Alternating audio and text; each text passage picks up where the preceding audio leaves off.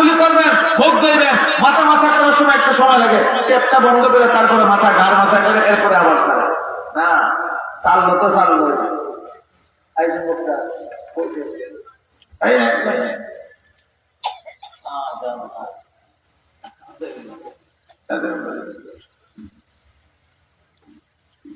আমার দিন শেষ আছে।